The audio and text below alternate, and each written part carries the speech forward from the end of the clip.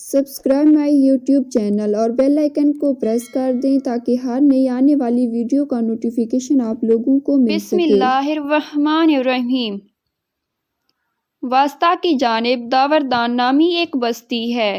وہاں اللہ تعالیٰ کے فرمان کے مطابق طاعون پھیل گیا۔ وہاں رہنے والے لوگوں میں سے اکثر لوگ بھاگ گئے اور ایک الگ جگہ رہائش پذیر ہو گئے۔ حضرت حزقیل علیہ السلام ایک بوڑھی عورت کے بیٹے تھے۔ آپ ہی نے اس قوم کے لیے دعا کی تھی جن کا ذکر اللہ تعالیٰ نے اپنی کتاب میں کیا ہے۔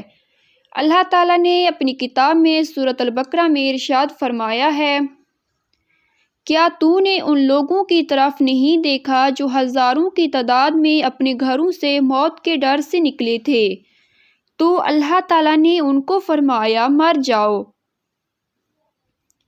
پھر اس نے ان کو زندہ کر دیا۔ بے شک اللہ تعالیٰ لوگوں پر بڑے فضل کرنے والے ہیں، لیکن اکثر لوگ شکر نہیں کرتے۔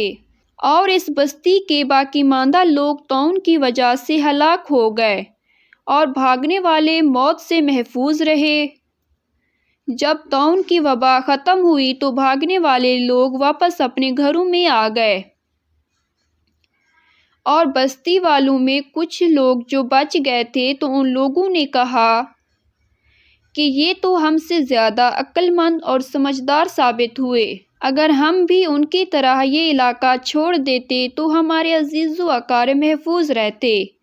پھر کہنے لگے کہ اگر طاعون کی وبا دوبارہ پھیلی تو ہم بھی ان کے ساتھ نکل جائیں گے۔ قدرت کا کرنا ایسا ہوا کہ آئندہ سال طاعون کی وبا پھر پھیل گئی تو 30,000 سے زائد لوگ اپنے گھروں سے نکل پڑے اور ایک کھلی وادی میں رہائش پذیر ہو گئے۔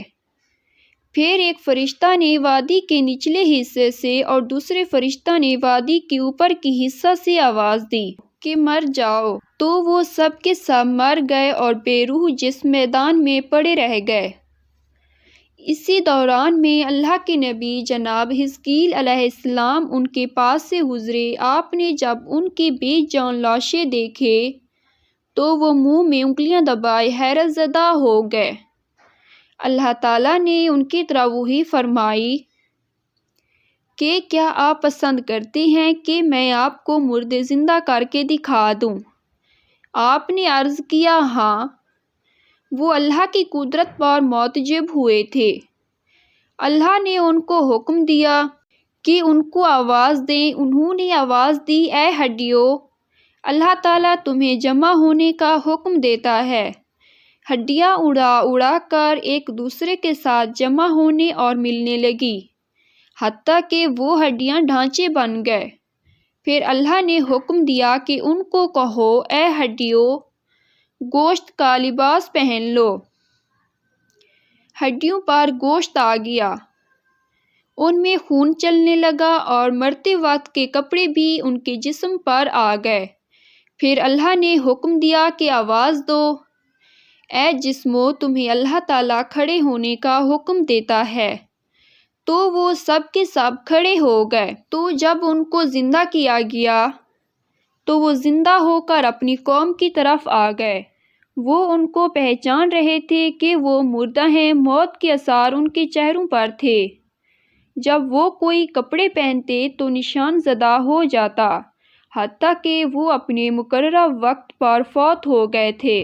حضرت ابن عباس رضی اللہ تعالیٰ عنہ سے مروی ہے کہ ان کی تعداد 4,000 اور ان سے 40,000 بھی منقول ہے۔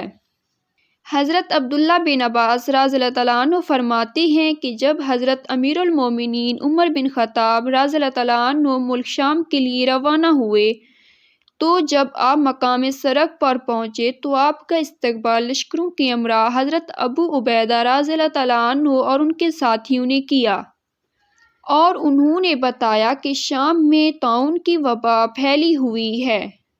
آپ نے حضرات صحابہ مہاجرین و انصار کو جمع کر کے مشاورت کی تو آپس میں اختلاف ہو گیا۔ حضرت عبد الرحمن بن عوف رضی اللہ تعالیٰ عنہ جو کہیں کام گئے ہوئے تھے، اسی دوران میں وہ بھی تشریف لے آئے۔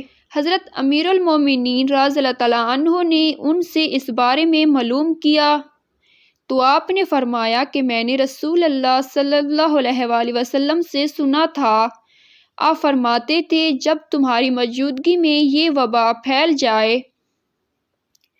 تو وہاں سے بھاگو مت، اور جب کسی علاقہ میں اس کے پھیلنے کی تمہیں اطلاع ملے تو وہاں مت جاؤ۔ یہ حدیث سن کر حضرت عمر رضی اللہ تعالیٰ عنہ نے اللہ کا شکر ادا کیا اور واپس روانہ ہو گئے۔ ایک اور روایات میں آیا ہے کہ حضرت عبد الرحمن بن عوف رضی اللہ تعالیٰ عنہ نے شام میں حضرت امیر المومنین حضرت عمر بن خطاب رضی اللہ تعالیٰ عنہ کو اطلاع دی تھی کہ یہ طاعون وہ بیماری ہے جس کے ساتھ پہلی قوموں کو عذاب دیا گیا تھا۔ جب تم کو کسی علاقہ کے متعلق طاعون کی وبا پھیلنے کی خبر ملے تو وہاں نہ جاؤ، اور اگر کسی علاقہ میں تم موجود ہو اور یہ وبا پھیل جائے تو پھر ہم وہاں سے نہ بھاگو۔ راوی بیان کرتے ہیں کہ حضرت امیر المومنین یہ سن کر شام کے ملک سے واپس آ گئے۔ محمد بن اسحاق بیان کرتے ہیں کہ ہمیں بنی اسرائیل میں حضرت حزقیل علیہ السلام کے قیام کی مدت کا علم نہ ہو سکا۔ بہرحال جب آپ فوت ہو گئے تو بنی اسرائیل اللہ تعالیٰ کے وعدے کو بھول گئے اور ان میں نئی نئی چیزیں پیدا ہو گئی، اور ساتھ ہی انہوں نے بتوں کی پوجا کرنا شروع کر دی، اور ان بتوں میں سے ایک کا نام بال تھا۔ پھر اللہ تعالیٰ نے ان کی طرف حضرت الیاس بن یاسین کو نبی بنا کر بھیجا۔